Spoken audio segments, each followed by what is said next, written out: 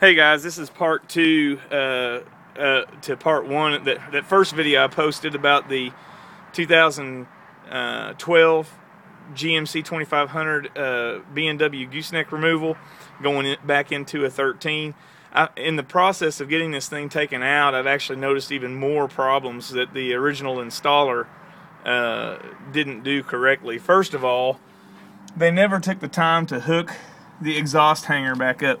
The exhaust has to be dropped on these trucks so that you can move the tailpipe out of the way to kind of maneuver some things back up under here.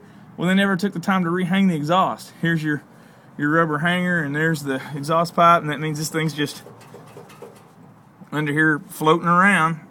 You know, where it could rattle against the suspension, or up here under the hitch, or against that heat shield that's there to guard the spare wheel and tire. Just an oversight, but nonetheless a problem. And then up here, we're supposed, on this particular model, we're supposed to cut a nice 45-degree angle triangular wedge out of this bed lip in order to get these cross members right here pass through to the other side of the frame.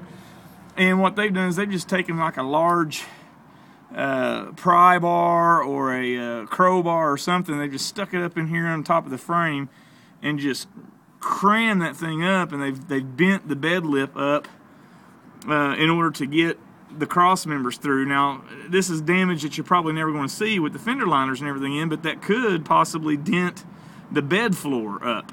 Again, it's just a total disregard to the customer's vehicle and just real sloppy work. So. And then this bolt right here, this is the wrong bolt for this attachment. See how much thread is sticking out of this? The longer bolts are supposed to go on these back holes into these long threaded things, and you're supposed to be able to see a little bit of thread protruding out the back of this plate. So in this particular instance, I know that at least these two bolts have been flipped, and as we get the thing pulled apart, we might even find that other hard. They just threw it in any old way they wanted to, and this bolt's too long, this bolt's too short. It's not grabbing as much of that cross member as it should. Again, are these the types of risks and oversights you're willing to take when you tote your three horses down the road, or whatever other cargo that you're pulling behind you? These aren't the types of things that you should have to worry about. Your installation should be professionally done so that you can tow in confidence without having to worry the whole time you're pulling your trailer down the highway.